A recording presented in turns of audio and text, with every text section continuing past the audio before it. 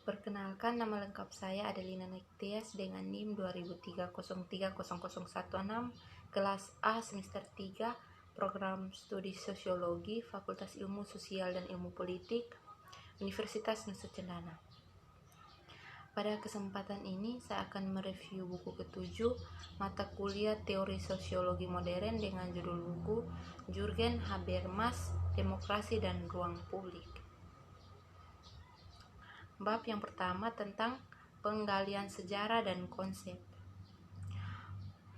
Buku ini telah membuat kasus dengan melihat struktural transformasi ruang publik sebagai karya yang masih bergema dengan beberapa pertanyaan mendesak yang dihadapi di sebuah proyek dalam demokrasi sebelumnya. Dalam mengistimewakan karya ini dan kategori ruang lingkup, telah disarankan bahwa jika ingin memperkaya pemahaman tentang masalah yang harus dihadapi imajinasi demokratis, sebaiknya membaca karya Habermas, kemudian bekerja melalui lensa transformasi struktural dan kunci kekhawatiran.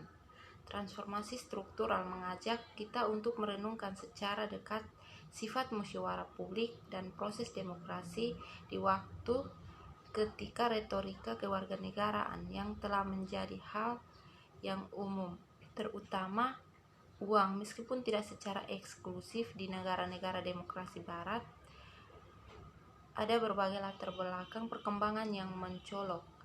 Semakin tinggi pemasaran politik yang canggih, perubahan media budaya yang mengimplikasikan lembaga-lembaga yang bercita-cita untuk terhubung dengan warga negara yang berkuasa, politik etnisitas dan nasionalisme yang terkadang bisa menggusur dan terkadang sesuai dengan wacana kewarganegaraan dan pola politik perilaku, seperti tingkat pemungutan suara yang sangat rendah yang menyorot ketidakpuasan yang meluas terhadap lembaga-lembaga resmi demokrasi, terutama pada generasi muda. Rusaknya lingkungan publik burguis.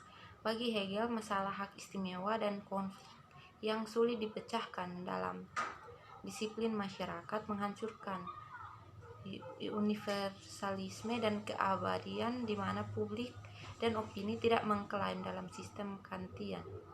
Dengan Hegel, publik tidak lagi mempertahankan dasar kesatuan dan kebenaran. Itu merosot sampai pada tingkat opini subjektif dari banyak orang. Politik bisa tidak dimasukkan ke dalam moralitas universal yang abstrak.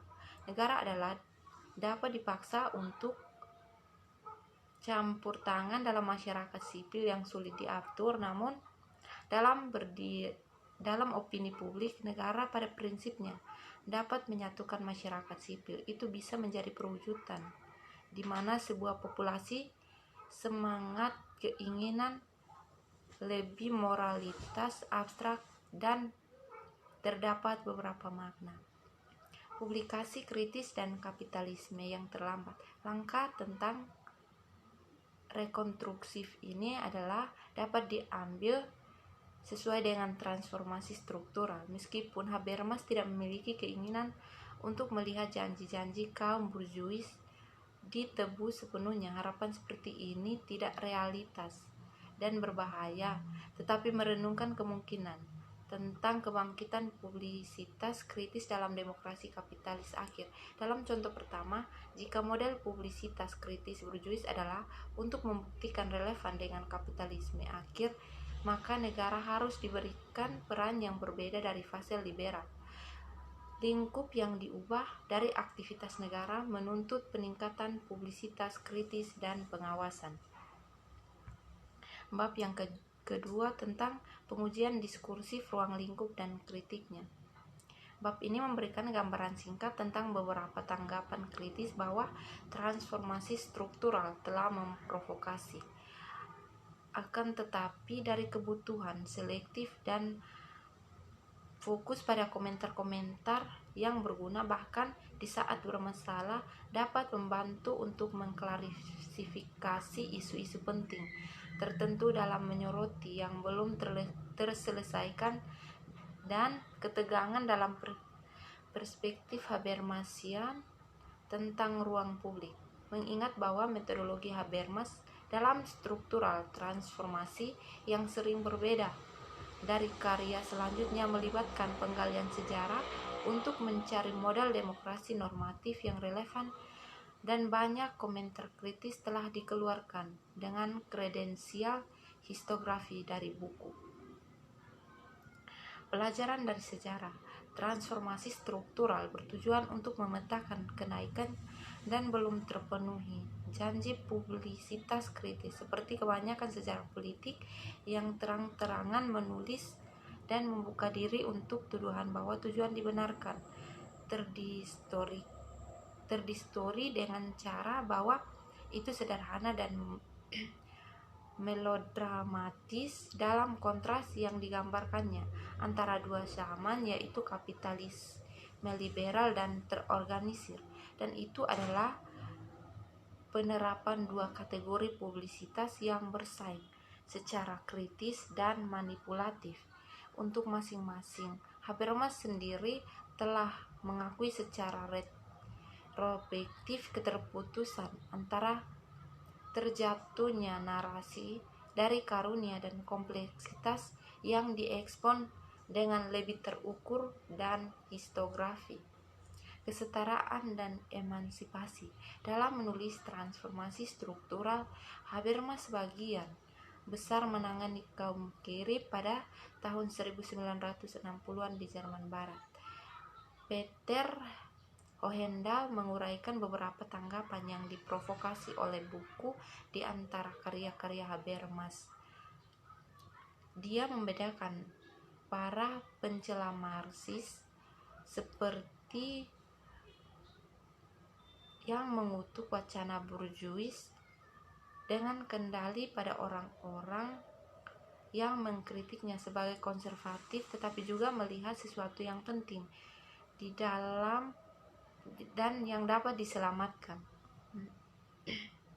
Rasionalitas dan egoisme.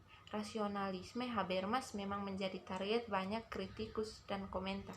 Sebagian besar beroperasi pada tingkat filsafat formal. Di sini fokusnya hanya pada dua kritik yang melibatkan lebih langsung dengan politik ruang publik. Keduanya menghubungkan pertanyaan tentang rasionalitas dengan dorongan burjuis menuju pelepasan tubuh, tempat istimewa dari kata tercetak dan prinsip ketidakpedulian terhadap identitas. Keduanya menggarisbawahi hubungan internasionalitas dan tanpa tubuh. Habermas berpendapat bahwa bagaimanapun telah mempermasalahkan tautan ini akan mempertanyakan penghinaan Habermas terhadap publisitas representatif dan formasi para dan pasca burjuis tentang struktural, berkonotasi keterbukaan yang terkait dengan diskusi rasional tentang masalah negara daripada kerahasiaan yang sementara tersembunyi di balik tampilan yang mencolok status yang terkait dengan feodalisme atau hubungan masyarakat kapitalisme. Namun ada beberapa masalah yang terkait dengan hal mengakui peran dasar untuk keinginan dan kontradiksi diri sebagai pandangan psikoanalitik dan subjek yang merangkul. Aspek produktif memperlakukan konsumerisme sebagai situs kontrapublisitas yang tidak terletak pada pandangan konsumen sebagai orang yang tidak beruntung dengan korban pada pandangan postmodern. Bab yang ketiga tentang konfigurasi ulang ruang publik sejak transformasi struktural. Dalam bab ini telah ditelusuri beberapa perkembangan kunci dalam karya Habermas dengan pikirannya di ruang publik sejak transformasi struktural. Ruang publik politik belum menerima derajat eksplisit yang sama perhatian dalam tulisan selanjutnya, tetapi meskipun wilayahnya luas di mana teori kritis Habermasian telah berkisar, konsep tersebut memiliki tetap implisit dan keras kepala pusat di seluruhnya. Dalam transformasi struktural seperti yang telah dilihat, Habermas digabungkan menjadi sebuah diskusi tentang sejarah substantif dari ruang publik dan wacana intelektual kontemporer tentang konsep publisitas dan opini publik. Ilmu dan politik, masalah terutama sebagai Habermas saat ini ditangkap, menjadi salah satu esainya. Target kritiknya adalah konsolidasi model politik ilmiah, model yang membayangkan serangkaian hubungan antara ahli pemimpin, politik dan warga negara sangat berbeda dari model borjuis yang dijelaskan pada transformasi struktural atau pasca liberal. Habermas sendiri yang telah diradikalisasi oleh model sistem dunia kehidupan dan aksi komunikatif. Tujuan transformasi struktural ambisius itu adalah tidak ada yang dibandingkan dengan mencapai titik kurang yang sistematis ruang publik sejak transformasi struktural, teori modernitas dan rekonstruksi fondasi sosial. Habermas adalah cendekiawan elektik yang jujur dan mengakui hutangnya kepada tokoh-tokoh besar teori sosial, sambil berangkat merumuskan kembali beberapa ide sentral. Teori komunikatif tindakan adalah beasiswa yang sangat besar dan sangat kering. Namun narasi modernitas dan rasionalisasi berkembang di teori tindakan komunikatif yang beresonansi dengan narasi publik yang dikembangkan dalam transformasi struktural. Kedua kisah itu adalah salah satu kesempatan yang terlewatkan tentang emansipatoris yang ditekan potensi dan fragmen sederhana dari optimisme yang tersebar di seluruh gurun. Selain itu, konsep ruang publik sangat kritis dan penting dalam teori tindakan komunikatif, meskipun bukan fokus utamanya pada analisis sistem dunia dan kehidupan pada aksi komunikatif. Sekian dan terima kasih.